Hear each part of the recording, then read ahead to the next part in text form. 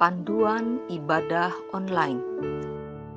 Sebelum kita memasuki ibadah, marilah kita cermati panduan ibadah online berikut ini. Pilihlah tempat atau ruangan yang nyaman dan tenang dan terhindar dari hal-hal yang dapat mengganggu jalannya keikutsertaan beribadah.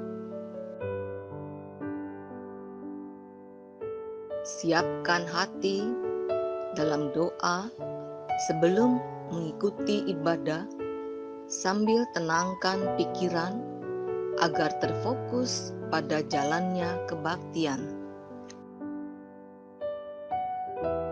Nonaktifkan segala panggilan telepon, notifikasi pesan, media sosial atau panggilan telepon rumah dan sejenisnya selama kebaktian berlangsung. Ikut sertalah di dalam setiap liturgi yang ada dan hindari melakukan percepatan, karena setiap bagian liturgi dari kebaktian itu penting dan merupakan kesatuan ibadah yang utuh. Ajaklah anggota keluarga dan rekan lain untuk bersama mengikuti kebaktian online dan bimbinglah anak-anak untuk mengikuti ibadah dengan tenang. Setelah kebaktian selesai, saudara bisa mendiskusikan firman Tuhan yang telah diberitakan bersama dengan keluarga atau orang-orang terdekat. Selamat mempersiapkan diri, selamat memasuki ibadah.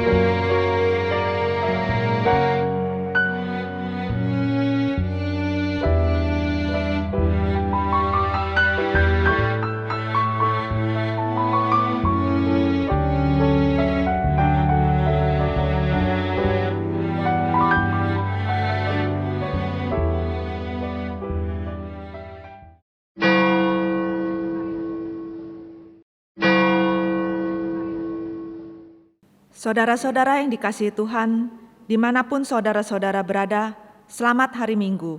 Selamat beribadah bersama keluarga. Pada hari Minggu ini, kita merayakan Minggu Transfigurasi, yaitu hari Minggu sebelum kita memasuki masa raya Prapaskah dan Paskah.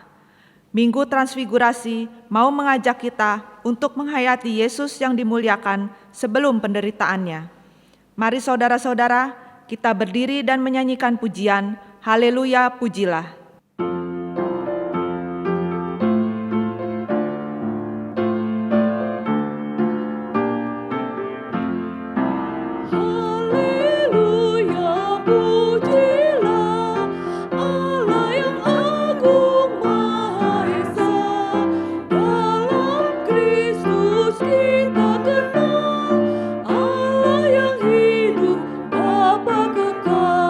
Langit buana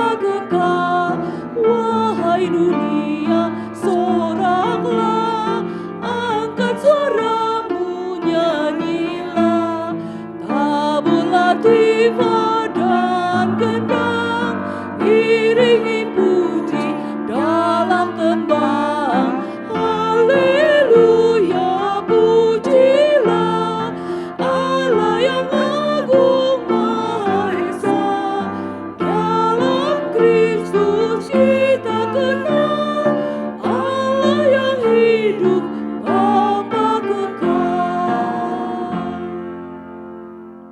Saudara-saudara, kebaktian kita berlangsung dalam nama Bapa, Anak, dan Roh Kudus.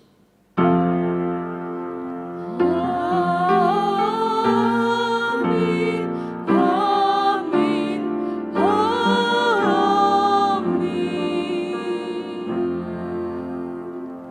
Tuhan beserta saudara-saudara, Dan dan beserta saudara juga. Saudara-saudara yang dikasihi Tuhan, mengasihi Tuhan tidak pernah mengajak kita untuk menjadikan Tuhan hanya sebagai miliknya sendiri, melainkan bagaimana membuat orang lain pun mengalami hidup dan karya Yesus yang membarui hidup. Markus 8 ayat 34 berkata, "Lalu Yesus memanggil orang banyak dan murid-muridnya dan berkata kepada mereka, 'Setiap orang yang mau mengikut aku, ia harus menyangkal dirinya, memikul salibnya, dan mengikut aku.' Berbahagialah setiap orang yang mengasihi Kristus, bukan hanya untuk memperoleh kemuliaan Allah, tetapi juga berani mengasihi jalan penderitaan Kristus, karena kemuliaan tidak ada tanpa penderitaan."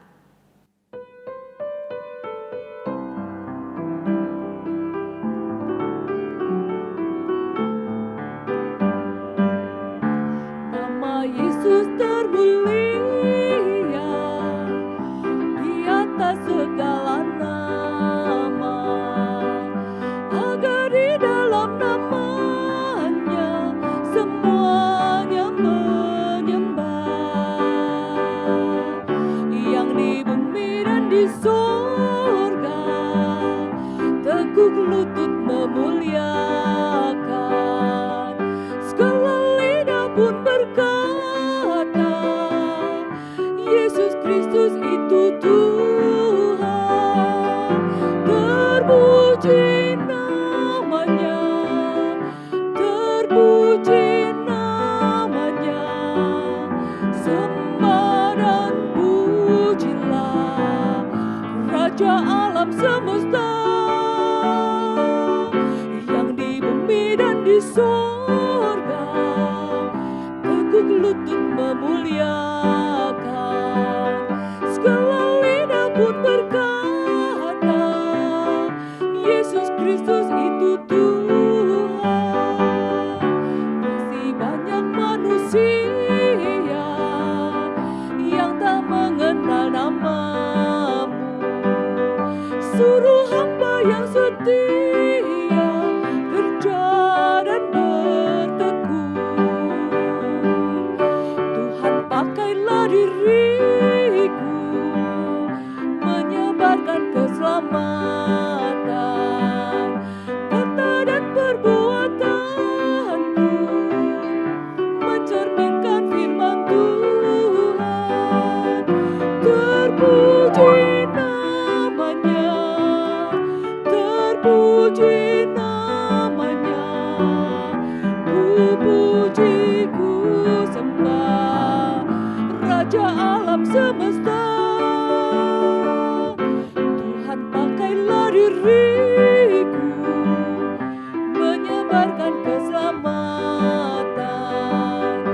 Kata dan perbuatanku mencerminkan firman Tuhan.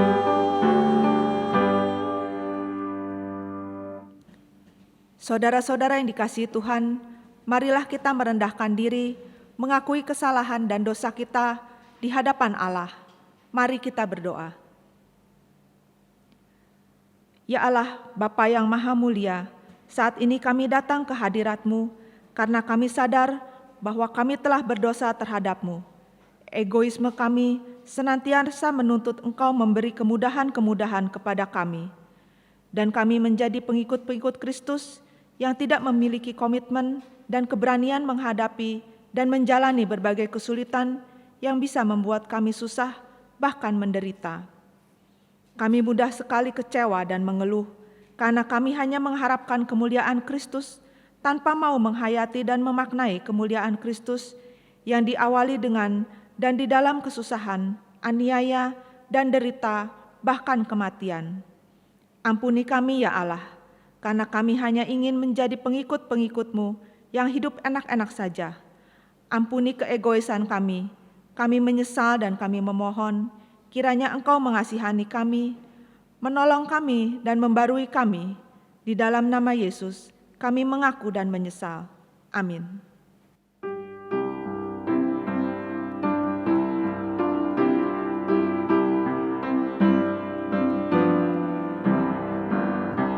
Saat kawin telah dekat, yaitu Tuhan Yesus. Wahai yang sakit dan penat, dengarlah suara Yesus.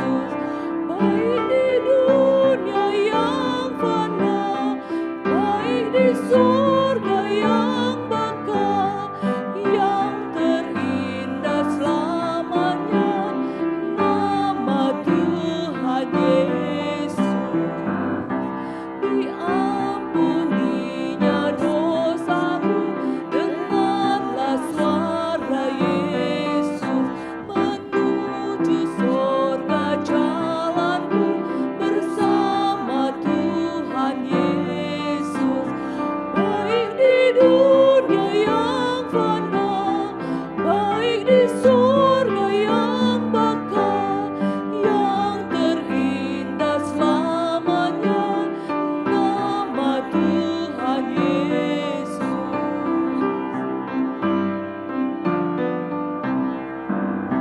Segala puji baginya, telah ku ikut Yesus. Olehnya aku selamatlah, ku cinta Tuhan Yesus. Baik di dunia yang fana, baik di surga yang bakal, yang terindah selamanya, nama Tuhan Yesus.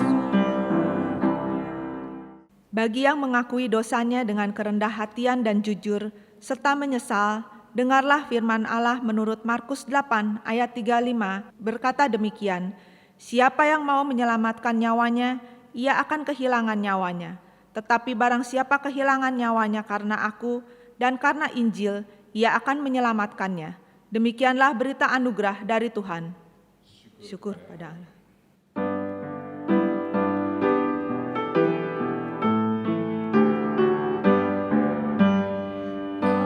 Kasihku padamu tambahkanlah, ya Kristus Tuhanku, oh dengarlah.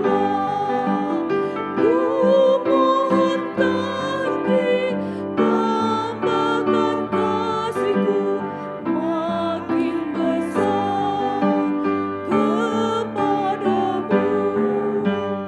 Dahulu dunia andalanku, kini Engkau Tuhan harapanku.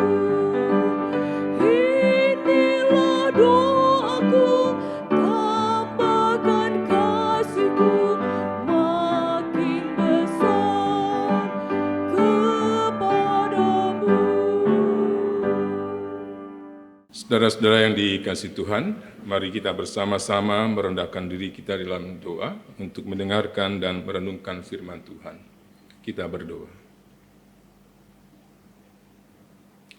Pada saat ini kami bersama-sama bersehati merendahkan diri kami di hadapan, sambil kami membuka keseluruhan hidup kami terhadap Engkau dan seluruh perkataan Tuhan melalui firman yang akan kami dengar dan kami renungkan bersama pada saat ini. Dan biarlah ketika kami membaca dan merenungkannya, kuasa Roh-Mu yang kudus senantiasa menaungi setiap kami, sehingga kami dimampukan untuk mewujud nyatakannya di dalam kehidupan keseharian kami, sehingga hidup kami boleh senantiasa memuliakan dan menjadi berkat bagi orang-orang di sekitar kami. Di dalam nama Tuhan Yesus, kami berdoa. Amin.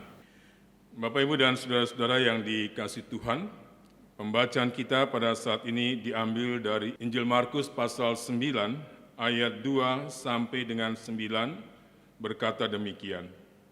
6 hari kemudian Yesus membawa Petrus, Yakobus dan Yohanes, dan bersama-sama dengan mereka ia naik ke sebuah gunung yang tinggi. Di situ mereka sendirian saja. Lalu Yesus berubah rupa di depan mata mereka, dan pakaiannya sangat putih berkilat-kilat.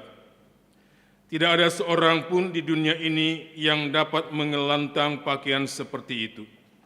Maka nampaklah kepada mereka Elia bersama dengan Musa. Keduanya sedang berbicara dengan Yesus. Kata Petrus kepada Yesus, "Rabi, betapa bahagianya kami berada di tempat ini.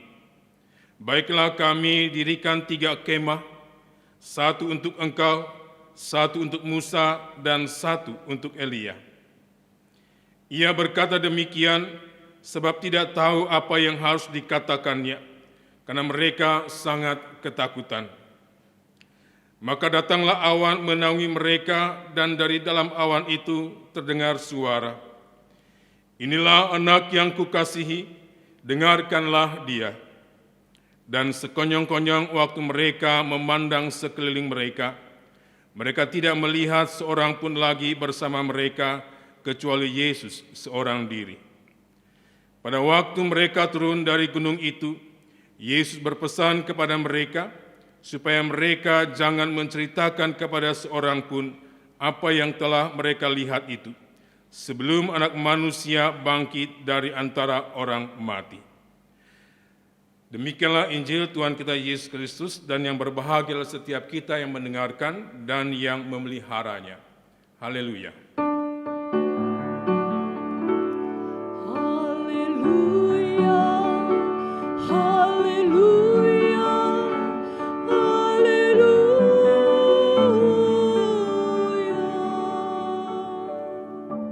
Saudara-saudara yang dikasihi Tuhan, tema kita pada saat ini mengatakan transfigurasi antara penderitaan dan kemuliaan.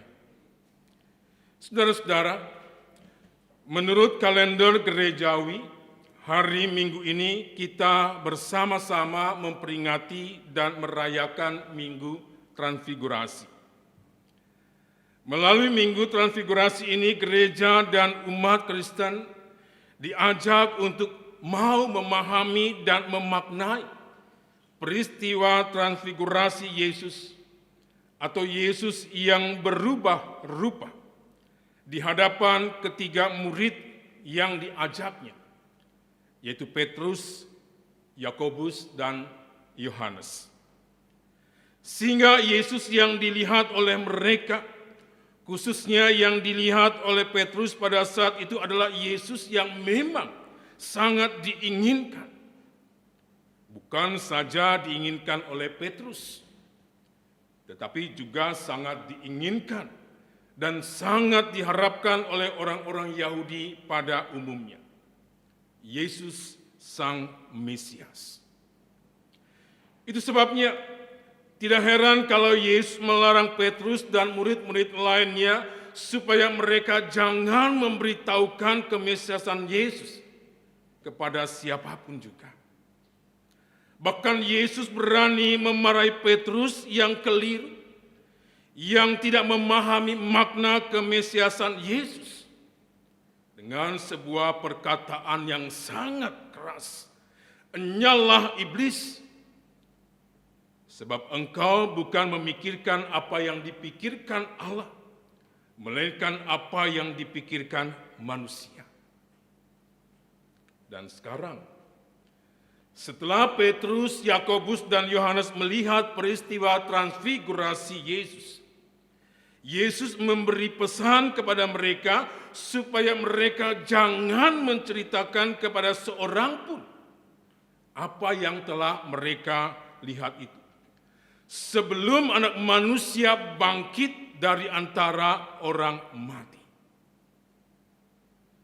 Karena makna transfigurasi Yesus sangat kontras sekali dengan apa yang diungkapkan oleh Petrus di dalam ketidaktahuannya.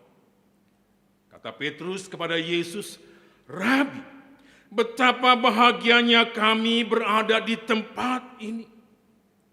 Baiklah, kami dirikan 3 kemah, 1 untuk engkau, 1 untuk Musa, dan 1 untuk Elia." Dan Yesus juga mau menegaskan pengajarannya kepada mereka dan kepada orang banyak. Setiap orang yang mau mengikut aku, ia harus menyangkal dirinya, memikul salibnya, dan mengikut aku. Karena siapa yang mau menyelamatkan nyawanya, ia akan kehilangan nyawanya. Tetapi barang siapa kehilangan nyawanya karena aku dan karena Injil, ia akan menyelamatkannya. Karena memang Yesus adalah Sang Mesias yang dijanjikan. Hadirnya Musa dan Elia pada peristiwa transfigurasi itu merupakan sebuah konfirmasi atau merupakan sebuah penegasan atau sebuah pembenaran akan kemesiasan Yesus. Karena sebelumnya Allah pernah berjanji kepada Musa bahwa Allah akan membangkitkan seorang nabi yang sama seperti Musa. Kedatangan Mesias itu sendiri dinubuatkan akan didahului dengan hadirnya Elia. Dan yang dimaksud dengan Elia yang akan datang itu adalah Yohanes Pembaptis. Berdasar konteks dari peristiwa transfigurasi, Yesus telah memberitahukan atau menubuatkan bahwa Mesias harus mengalami penganiayaan, Mesias harus mengalami penderitaan, bahkan mengalami kematian dan dibangkitkan dari antara orang mati. Dalam konteks yang seperti itulah Yesus menunjukkan, Yesus memperlihatkan dirinya yang sebenarnya di hadapan murid-muridnya.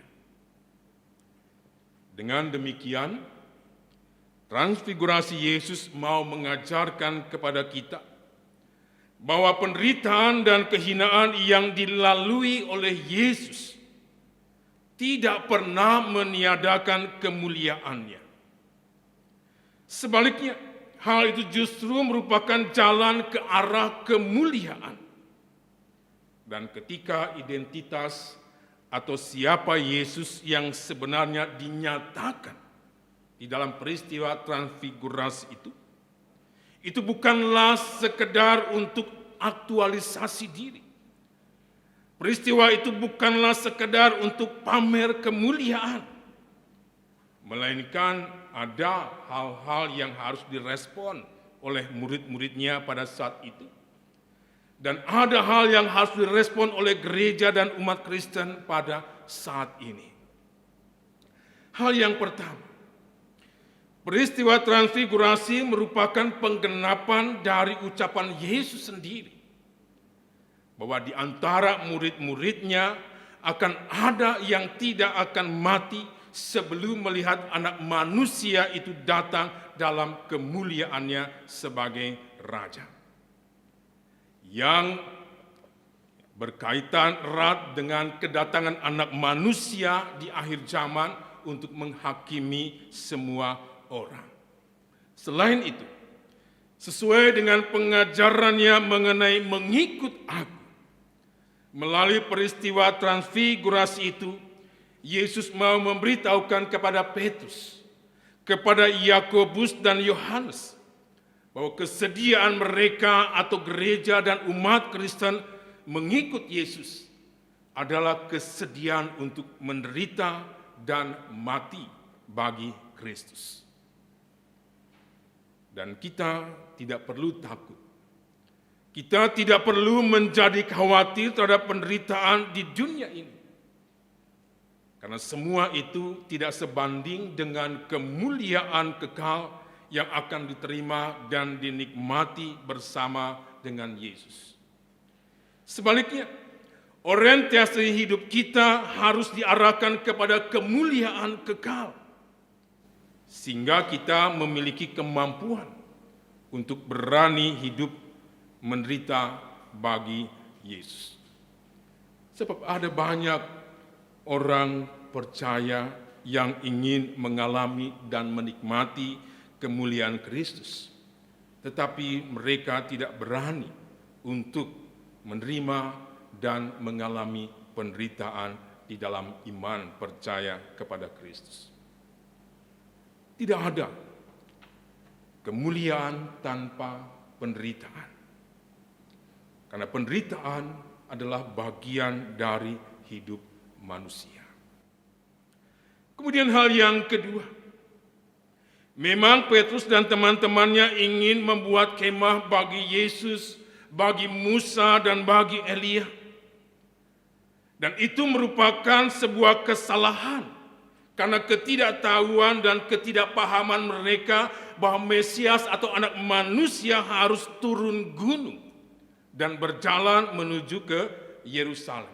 Bukan tetap di gunung ini atau bukan tetap berada di tempat ini. Namun, apa yang diungkapkan oleh Petrus pada satu sisi mau memperlihatkan bahwa betapa mudahnya seseorang tertarik dan sangat menginginkan kemuliaan tanpa mau mengetahui proses pencapaian kemuliaan itu. Melupakan realitas hidup yang harus dihadapi dan dijalani bahkan diatasinya. Sehingga Allah pun harus ambil bagian di dalam pertemuan itu. Inilah anak yang kukasihi, dengarkanlah dia. Tetapi pada sisi lain, apa yang diungkapkan oleh Petrus juga mau memperlihatkan kerinduan mereka bahwa mereka sangat ingin terus melihat, bahkan sangat ingin bersekutu dengan Yesus dalam kemuliaannya. Sekarang, Yesus sudah dimuliakan di surga. Tetapi Yesus sendiri pernah berjanji akan hadir di setiap kali orang percaya berkumpul dalam namanya. Sebab di mana 2 atau 3 orang berkumpul dalam namaku, di situ aku ada di tengah-tengah mereka. Dan kehadirannya pasti melibatkan kemuliaannya. Sehingga hal yang perlu kita renungkan dan kita refleksikan di dalam kehidupan kita adalah apakah kita selama ini telah menunjukkan kerinduan yang mendalam untuk melihat dan mengalami kemuliaan Yesus selama mungkin, sama seperti Petrus. Rabi, betapa bahagianya kami berada di tempat ini. Atau Rabi, adalah baik bagi kami untuk berada di tempat ini. Apakah kita selalu beranggapan bahwa memang baik bagi kita untuk dekat dan ada di dalam persekutuan dengan Yesus dan itu membahagiakan kita? Melalui pengalaman Petrus, Yakobus dan Yohanes yang melihat dan mengalami transfigurasi Yesus, kita diajak untuk tetap tertarik dengan kemuliaan tanpa melupakan dan meniadakan realitas hidup yang tidak selalu seperti yang kita inginkan. Kita tidak hanya sekedar diajak untuk menyadari bahwa penderitaan adalah bagian dari perjalanan hidup gereja dan orang percaya.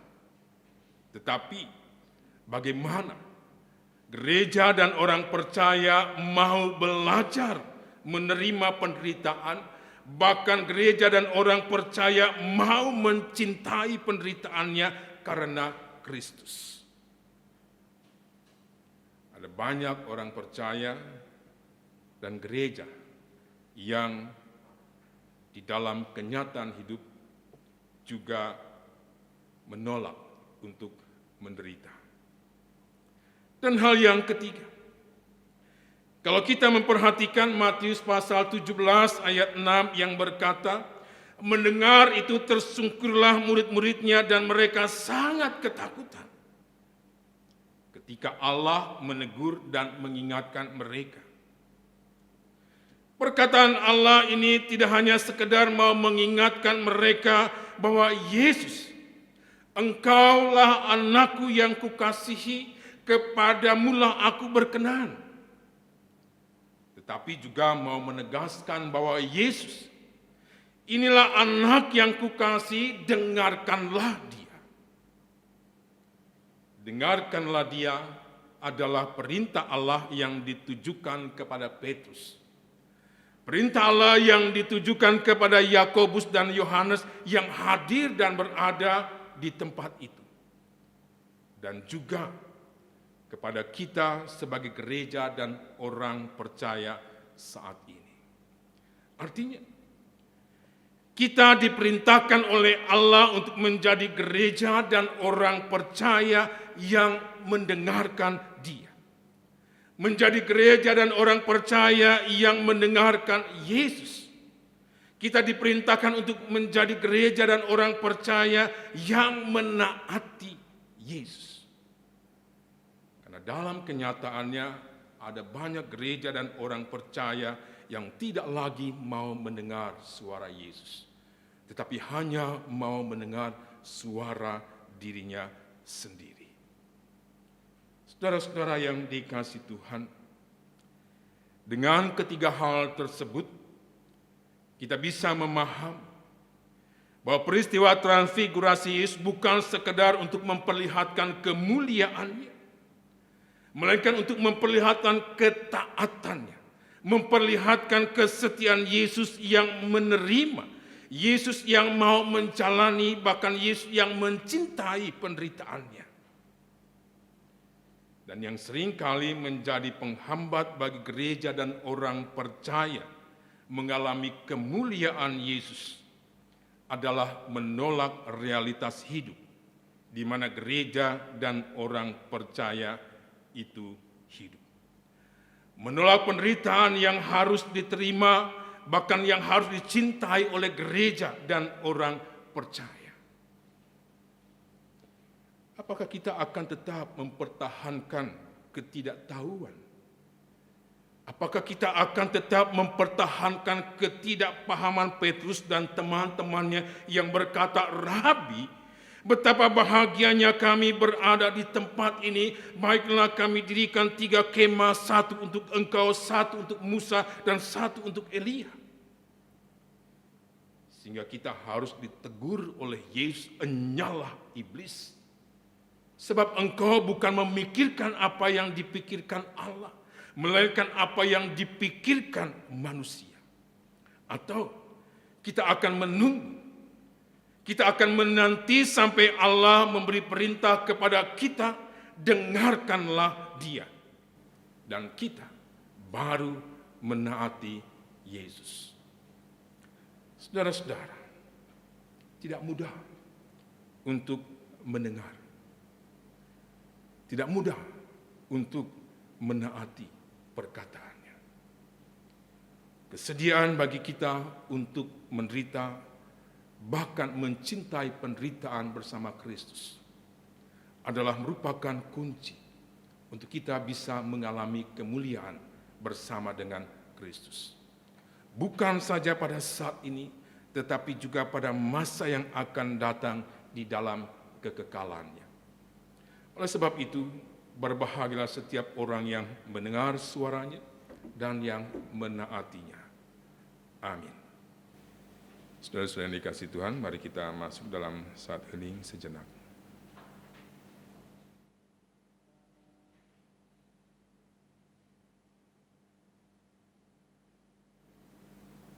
Amin. Marilah kita bersama dengan umat Allah di masa lalu, masa kini, dan masa depan, mengingat pengakuan pada baptisan kita menurut pengakuan iman rasuli. Aku percaya kepada Allah, Bapa yang Maha Kuasa, Khalid langit dan bumi, dan kepada Yesus Kristus, anaknya yang tunggal Tuhan kita, yang dikandung daripada Roh Kudus, lahir dari anak darah Maria, yang menderita sengsara di bawah pemerintahan Pontius Pilatus, disalibkan, mati dan dikuburkan, turun ke dalam kerajaan maut. Pada hari yang ketiga, bangkit pula dari antara orang mati, naik ke surga, duduk di sebelah kanan Allah, Bapa yang Maha Kuasa. Dan dari sana Ia akan datang untuk menghakimi orang yang hidup dan yang mati. Aku percaya kepada Roh Kudus, gereja yang kudus dan am, persekutuan orang kudus, pengampunan dosa, kebangkitan orang mati, dan hidup yang kekal. Amin. Saudara-saudara yang dikasihi Tuhan, mari kita menaikkan syafaat kita. Sebagai gereja dan orang percaya yang Engkau hadirkan di tengah-tengah dunia dan banyak orang, maka kami akan senantiasa diperhadapkan dengan berbagai kenyataan yang tidak selalu sesuai dengan apa yang kami inginkan. Ada banyak kenyataan yang justru membuat kami mengalami kesusahan, bahkan kami menjadi menderita. Bahkan kami terus bergumul, sehingga tidak jarang membuat kami menjadi kecewa dan putus asa.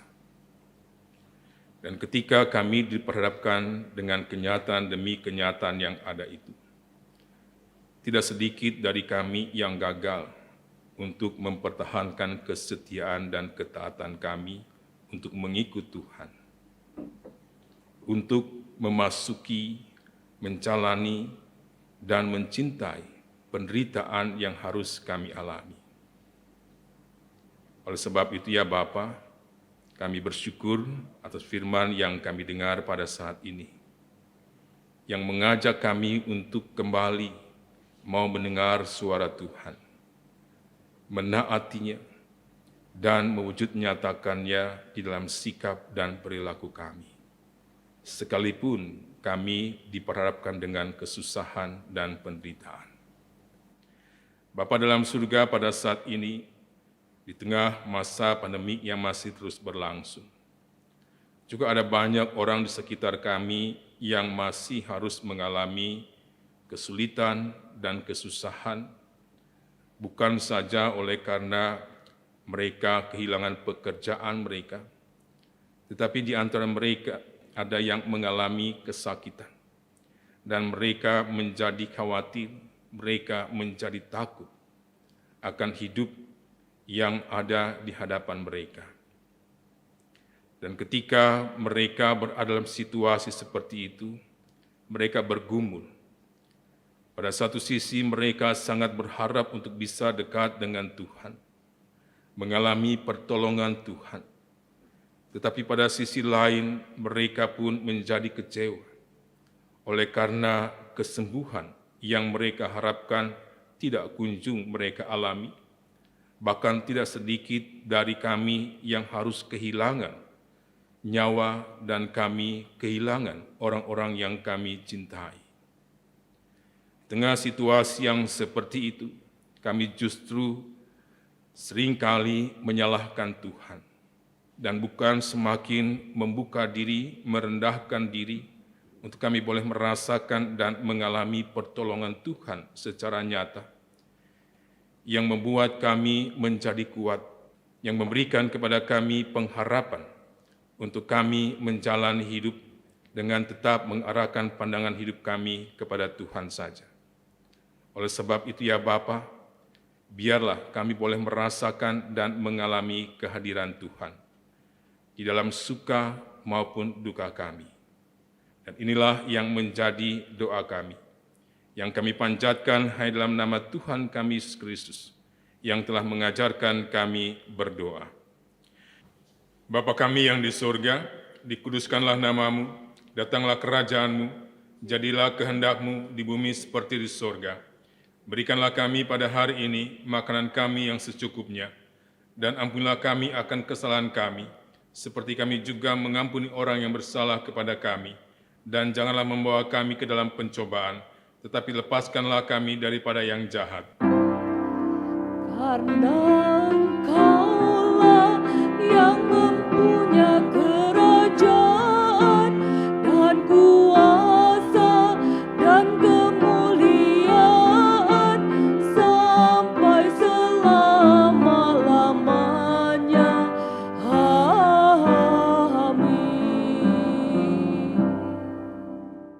Saudara-saudara yang dikasihi Tuhan, mari kita memberi persembahan syukur kita kepada Allah. Dan firman Tuhan yang mendasarinya diambil dari kitab Amsal 3 ayat 9 sampai dengan 10 yang berkata, "Muliakanlah Tuhan dengan hartamu dan dengan hasil pertama dari segala penghasilanmu. Maka lumbung-lumbungmu akan diisi penuh sampai melimpah-limpah, dan bejana pemerahanmu akan meluap dengan air buah anggurnya." Saudara-saudara dapat memberikan persembahan dengan mengirimkan atau mentransfer persembahan saudara-saudara. Persembahan juga dapat dikumpulkan di amplop, kemudian dibawa ke gereja pada saat kita bisa kembali beribadah di gedung gereja.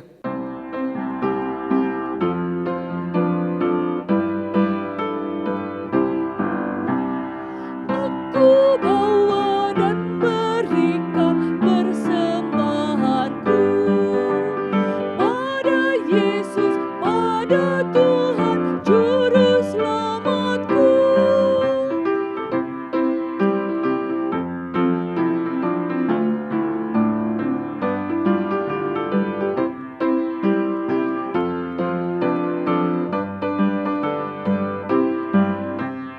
Aku bawa dan berikan persembahanku pada Yesus, pada Tuhan Juru Selamatku.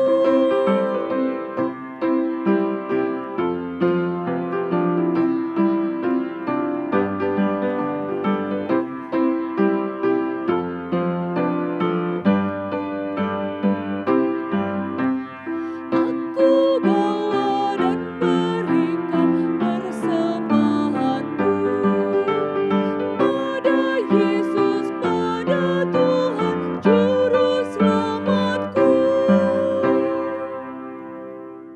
Saudara-saudara yang dikasihi Tuhan, mari kita berdoa. Ya Allah, Bapa di dalam sorga, saat ini kami datang ke hadirat-Mu dengan membawa persembahan syukur, karena kami percaya akan pemeliharaanmu terhadap hidup kami. Kiranya kami pun dimampukan mempersembahkan hidup kami kepadamu melalui setiap bentuk karya pelayanan kasih kami terhadap sesama di sekitar kami. Kiranya Engkau memberkati majelis jemaat agar dapat mengelola persembahan ini dengan benar dan bertanggung jawab, serta takut akan Tuhan. Di dalam nama Tuhan Yesus, amin. Saudara-saudara yang dikasihi Tuhan, kemuliaan hidup sebagai pengikut Kristus tidak pernah berarti hidup tanpa kesusahan. Karena kemuliaan pengikut Kristus ada pada ketaatan dan kesetiaannya mengikut jalan Tuhan, yang justru mengalami jalan penderitaan, jalan salib, dan jalan menyerahkan nyawanya untuk memperoleh hidup dan kemuliaan Allah.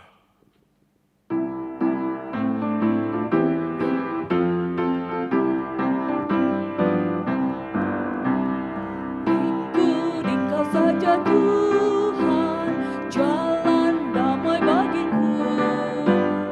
Aku selamat dan sentosa hanya oleh darah-Mu. Aku ingin ikuti Kau dan mengabdi padamu. Dalam Dikau Juru Selamat, ku bahagia penuh. Ikuti Kau di sengsara, karena janji-Mu teguh. Atas kuasa kegelapan, ku menang bersama-Mu. Aku ingin ikuti Kau dan mengabdi padamu. Dalam Dikau Juru Selamat, ku bahagia penuh.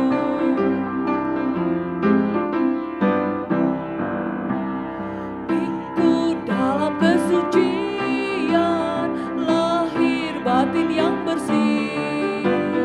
Aku rindu mengikuti suri yang Engkau beri. Aku ingin ikuti Kau dan mengabdi padamu.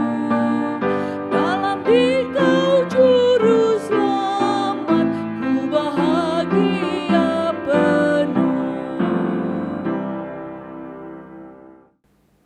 Saudara, arahkanlah hatimu kepada Tuhan, Kami mengarahkan hati kami kepada Tuhan. jadilah saksi Kristus, Syukur kepada Allah, terpujilah Tuhan, kini dan selamanya. dan terimalah berkat Allah. Tuhan memberkati engkau dan melindungi engkau. Tuhan menyinari engkau dengan wajah-Nya dan memberi engkau kasih karunia. Tuhan menghadapkan wajah-Nya kepadamu dan memberi engkau damai sejahtera. Amin. Haleluya,